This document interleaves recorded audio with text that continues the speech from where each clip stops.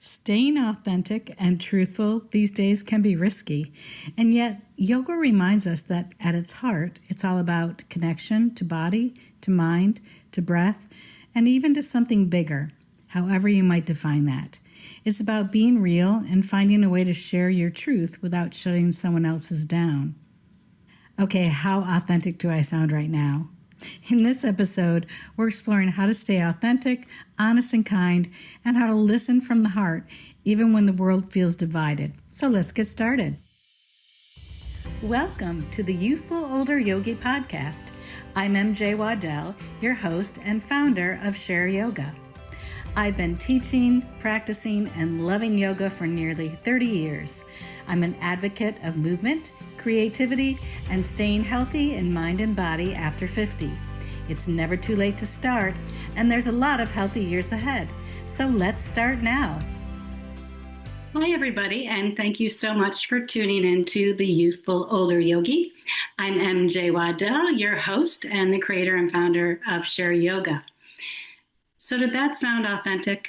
Because that's what I'm going to talk about today.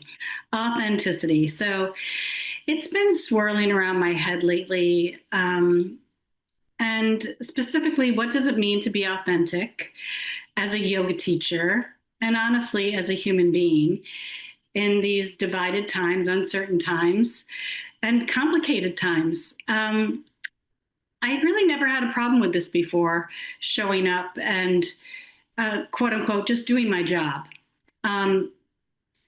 So I just want to dive into this a little bit more. So some days when I step into the yoga room, I feel like my most authentic self, grounded, open, connected. And other days I sometimes catch myself holding back, and I might skip reading something that includes the word God or mentions the divine, or I'll soften a reflection that touches upon the spiritual side of yoga because I don't want to make anyone uncomfortable. So I don't want you to get me wrong. I'm not a Bible thumper or anything like that. That's not my style.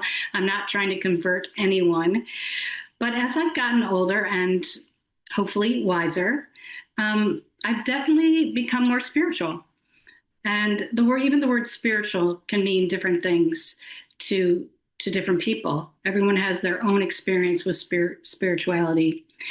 And I pray, I believe in God or goddesses or the powers that be, however you want to name this universal presence that's helping us and nudging us along in this exquisite life that we have been gifted.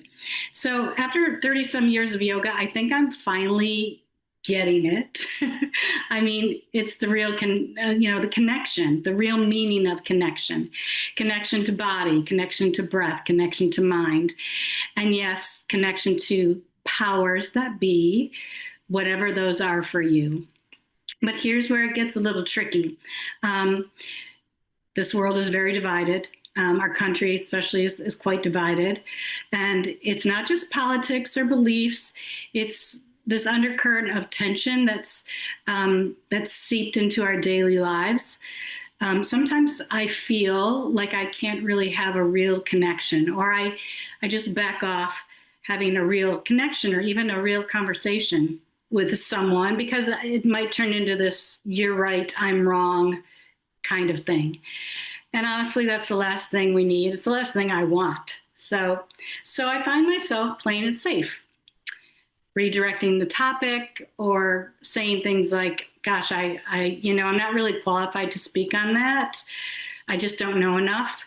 So that's kind of my polite way of saying, let's not ruin our time together. And sometimes it's true. And sometimes it's just not true. I just don't want to go there. So maybe you can relate to that. It's not that I don't care about the world. It's not that I don't care about my strong emotions or feelings or opinions. It's that I do. I just don't want to add to the noise. And in my yoga classes, the same hesitancy, sometimes it sneaks in there. So I've never had a student come up to me and challenge me about something I've read or said or taught, and maybe that's because I've been keeping it pretty safe. But yoga is a spiritual practice. Um, it's not to be confused with a religious practice. It's about union. It's about that's what yoga means: union with self, union with others, union with something bigger. And when we only focus on the physical aspects, the poses, the muscles, the stretch, we lose some of the soul of yoga. So how do we share from this deeper place? That's what I'm asking myself. How do I share authentically without alienating anyone or sounding like I'm trying to convert somebody? So here's a few ways I've been exploring, and maybe they can help you out as well. I wanted to pop in and thank you for listening to The Youthful Older Yogi. I love bringing you great guests, education, and ways to stay youthful in mind and body. If you love the show and want to help me make it even better, please consider becoming a supporter. You get to choose how much and how often you give, and there's no commitment. And remember, I donate a portion of every dollar I receive to charity. For 2025, I've chosen United Nations World Food Program. Just click the support button in the show notes. And just as helpful is sharing the show with others. Thank you again so much for listening, and now let's get back to the podcast. You can give context before you share. I usually start my class with a reading from something that I read something in the morning, every morning. And sometimes I have tons of books. I just thumb through, I open it up, I read it, and then, some days like, oh, this could really apply to me today. So I share a passage with my class, and I could start this way. I'm going to share something, a reading from this book or this poem from this poet, and the passage or the poem mentions God or the divine. So you might say something like, this passage uses the word God, and you can think of that maybe as source, as spirit, as light, or what words are meaningful to you. So that one sentence, it opens the door. It gives everyone permission to interpret in their own way. And that's what can make it feel inclusive. And the second thing is you can focus on this universal feeling and not a specific belief. Instead of talking about faith or religion, you can speak about trust. Instead of God, you can talk about connection. Instead of prayer, you can say quiet reflection or gratitude. All these little ways you just are rewording it to be more inclusive and not possibly, I know we never go into class with that intention to alienate any of our students, but we just don't know, most of our students, where they are in their belief systems. So changing these words, they can still carry deep meaning, but they land a little softer.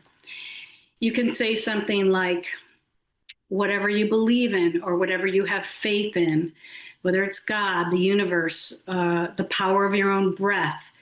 Let's just take a moment to connect to that, to your source of steadiness that's within you.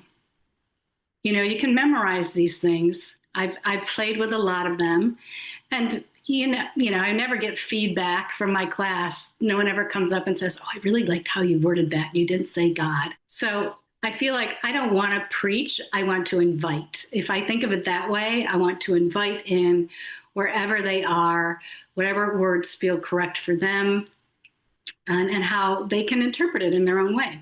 And then I thought, if someone does ever question me or question you, if a student says, I'm not comfortable with you mentioning God, here's a couple of things you could say, or one thing. You could say, I understand. Thank you for sharing that. I try to use language that's meaningful for me, but I always want everyone to feel included. So when I use that word, God, I mean it in the broadest sense, the most universal sense, and the spirit that connects us all. Now, who knows what they're going to come back with? They may not have a faith, and that's okay. But it just shows that, you're listening, you're open, you're listening. And not to become defensive. So I've had people come up and complain about my music choices. And, you know, pretty adamantly, I've had people, say, you shouldn't use this, you shouldn't use that. Why don't you try playing this? I hear some really, and then I just listen. And basically, I make my own music choices. You can't please everybody. But just listen more than speak. Just listen, say thank you for sharing. And I just intend my words to be inclusive, for everyone to feel included and for you to interpret it in your own way. And then there's also, you have to respect the place or the container that you're teaching in.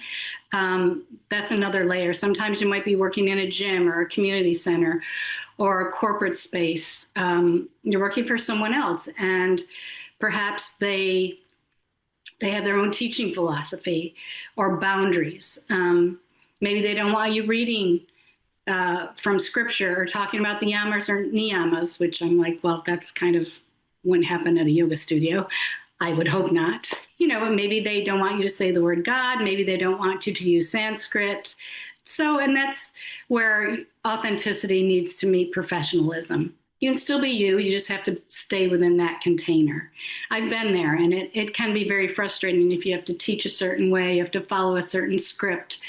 And there's nothing wrong with that because it's someone else's studio, and they've set their boundaries. That's what they want. So you show up and you be professional, and you can still be authentic just within those boundaries. Maybe you can't even chant Om or say Namaste. So you just say something else, like, let's all take a moment to honor each other and bow your head to your heart to your head, and bow to each other. I mean, there's endless ways you can reword things.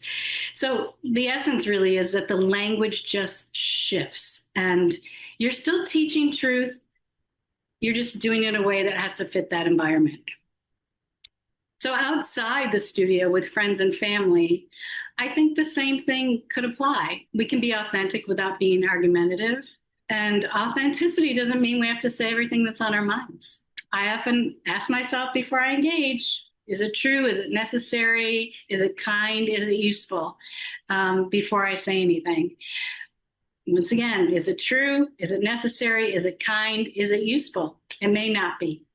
So sometimes you just may need to hold space, listening and letting people be who they are without needing to change them. We can't change anybody. The change has to come from within themselves. And that's where yoga is such a great practice, because you learn, you get a deep connection about yourself. So in that, to me, that's yoga too. Just staying steady in our center. Even when things around us can be spinning like crazy, staying grounded. And maybe for now, I've landed here for now. Being authentic doesn't mean I need to muzzle myself. Maybe it means I can just listen better, or it means I can bring my faith or my beliefs into the room quietly, just through steadiness, through warmth, through willingness to connect. And it means I can offer my own truth gently, spaciously, and trust that it'll land where it needs to land, or it won't land anywhere. Because at the end of the day, that's what yoga is. Yoga is connection, not agreement, not sameness, connection. Yoga literally means union, to yoke, to bring together. So wherever you are, just take a breath. If you're a yoga teacher, think about how you might shift your language ever so much, just a little bit, if you feel like you might be holding back, but you want to share. So from now on, whenever I read a poem or something that has the word God or divine or a deity, or it's a story, it's a yoga story or parable or something, I'm going to read it the way it's written to honor the author. And I can always set it up in context and say that I always do that before. If there's a swear word in it, I say, there is a swear word in here. So just letting you know before before I read this. I didn't write it, I'm just reading it. So, and you can do the same thing with anything that might feel like you might be alienating or making people feel uncomfortable. And maybe it's just the way I feel, the way I'm so cautious. I think that's the word I'm looking for. I'm really cautious today about how I speak to everyone because people, there's a lot of tension. Like I said, there's some tension out there. It's just kind of this undercurrent of tension, and I don't want to add to any of that. So thank you so much for spending time with me. I love to hear your thoughts on this. If it resonated with you, how do you stay authentic in your teaching or in your daily life? You can always reach out to me. Please reach out to me through my website and please subscribe. It's free. Also, I want to tell you that I'm working on some Black Friday specials. I can't wait. This is the first time I've done this. I'm figuring it out. I'm putting on my patient pants and figuring out how to get it online.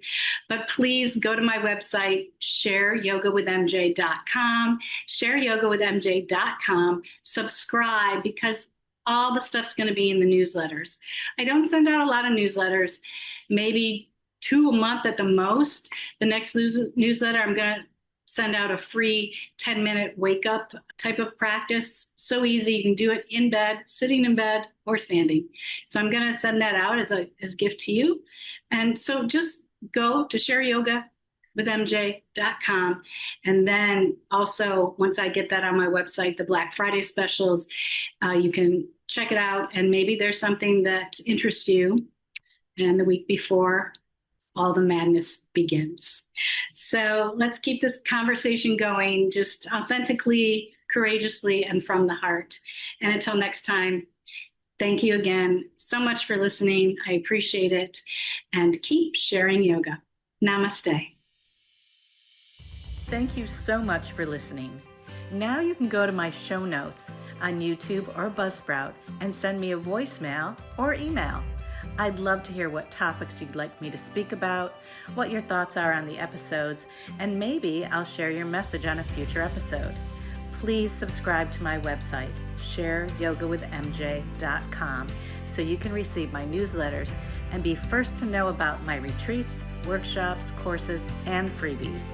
If you navigate on social media, you can find me mostly on Facebook and a bit on Instagram at Mary Jane Waddell. That's Jane with a Y, Jayne. This podcast would not be possible without the help of my editor, Dan Jones from Cocoa Beach Productions. You can find Dan at cocoabeachweb.com. And of course, thanks to my generous guests who share their time, insights, and youthful wisdom. Remember, the Youthful Older Yogi podcast is presented solely for educational, inspirational, and entertainment purposes. It is not intended as a substitute for a physician or other qualified professionals. Okay, yogis, stay well, stay youthful, and keep sharing yoga.